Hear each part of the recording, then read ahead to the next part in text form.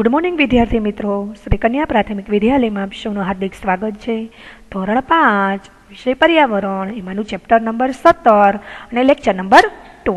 તો વિદ્યાર્થી મિત્રો, આપણે પહેલા લેક્ચરની અંદર આપણે ભણી ગયા હતા કે આપણે બાળપણમાં આપણે કેવી કેવી રમતો રમીએ છીએ, કે બાળપણથી જ આપણે જુદી જુદી રમતો રમીએ છીએ. જેમ કે એક આઉટડોર રમત છે ને બીજી ઇન્ડોર રમત છે.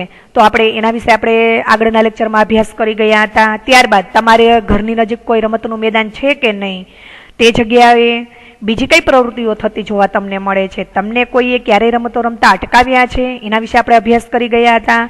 ત્યારબાદ તમે તમારી શાળા કે પડોશમાં છોકરા કે છોકરીઓ જુદા જુદા પ્રકારની રમતો રમે છે, તો એ પણ તમે છોકરાઓ કઈ રમતો રમે છે અને છોકરીઓ કઈ રમત રમે છે, એના વિશે આપણે એ પાઠની અંદર અભ્યાસ કરી ગયા.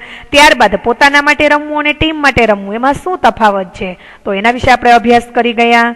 ત્યારબાદ જ્યારે તમે ટીમમાં રમતા હો ત્યારે તમને પોતાના માટે રમવું ગમશે કે ટીમ માટે, તો કેમ, તો કે એના વિશે પણ આપણે અભ્યાસ કરી ગયા હતા. હવે આપણે આગળ સમજીએ.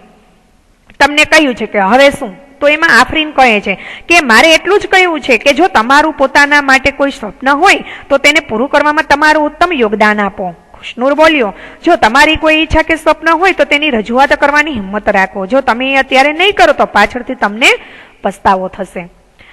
હવે આગળ સમજીએ કે અમે કહ્યું કે સમાચાર પત્રમાં તમારા બધા વિશે લખ્યું હતું. હવે વિદ્યાર્થીઓ આ ચોપડીમાં તમારા વિશે વાંચશે અને તમને કેવું લાગશે. તો આફરીને કહ્યું, અમે આ વાતથી એટલા ખુશ છીએ કે અમારી ખુશી વ્યક્ત કરવા અમારી પાસે એવા શબ્દો જ નથી.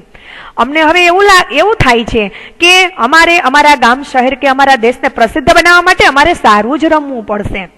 બધી છોકરીઓ બોલીને કહેવા લાગી, હા મારી પણ આ ઈચ્છા છે. હવે કોચ સાહેબ કહેવા માંગે છે, જોઈએ શું કહેવા માંગે છે.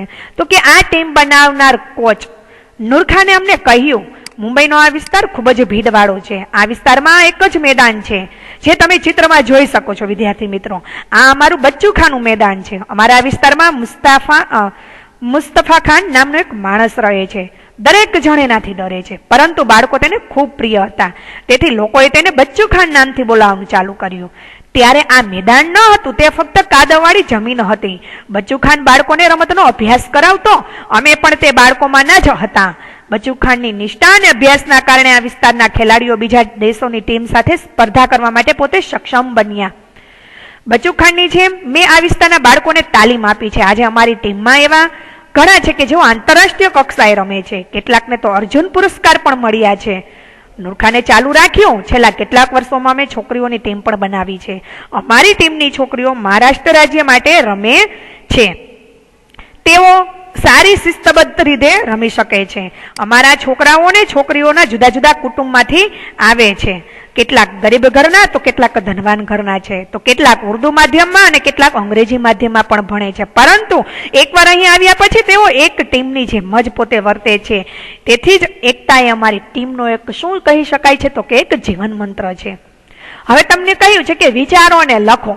હવે એના આધારે આપણે જોઈએ, પ્રશ્ન સમજીએ. તમને કહ્યું છે તો આપણે આગળ અહેવાલ જોયો કે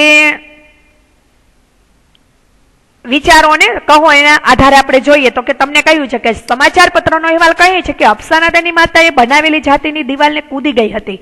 તમે જાતિ પૂર્વગ્રહ એટલે કે લિંગ ભેદ દ્વારા શું સમજ્યા? વિચારો અને તમારા શબ્દોમાં લખો. હવે તમને અહીંયા કહ્યું છે લખવાનું, તો ખાસ આ પ્રશ્નોનો જવાબ સાંભળજો અને યાદ રાખજો, અને તમારે તમારી પાકી નોટબુકમાં પણ આ પ્રશ્નનો જવાબ લખવાનો રહેશે. તો આનો જવાબ એમ છે કે હા, આપણા સમાજમાં ઘણી જગ્યાએ હજુ પણ છોકરા અને છોકરીઓ વચ્ચે ભેદભાવ જોવામાં આવે છે. લોકો છોકરીઓને છોકરાઓ જેટલી સ્વતંત્રતા આપવા માંગતા નથી. જ્યારે આપણો ઇતિહાસ સાક્ષી છે કે છોકરીઓ અને સ્ત્રીઓનું સમાજ માટે મોટું યોગદાન રહેલું છે. આમ છતાં પણ સમાજ આ ભેદને દૂર કરી શકતો નથી. છોકરા છોકરીઓ વચ્ચે રહેલા ભેદને જાતિ પૂર્વગ્રહ એટલે કે લિંગ ભેદ કહેવામાં આવે છે. ત્યારબાદ હવે આપણે આગળ સમજીએ.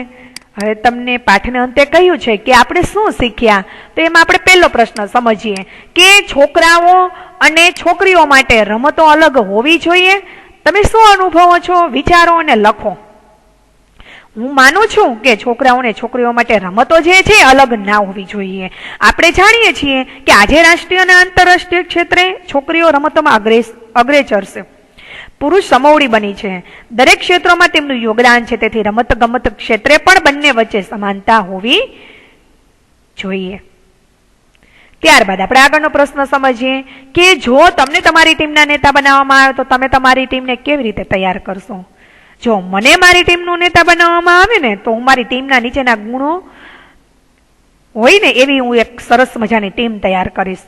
જેમ કે ખેલાડીઓ એકબીજાની ઇજ્જત કરે, ખેલાડીઓ દરેક સભ્યને પ્રોત્સાહિત કરે, ખેલાડીઓ ખેલદિલી નિષ્ઠા અને પૂરી લગનથી રમે અને દરેક ખેલાડી ટીમ ભાવનાથી રમે. ત્યારબાદ હરીફ ટીમની હાર થાય તો તેની મજાક પણ ના ઉડાવે. પોતાની ટીમના ખેલાડીની ભૂલ થાય તો પણ બીજી વાર મોકો આપીને વધુ સારો દેખાવ કરવા માટે પોતે પ્રોત્સાહન આપે.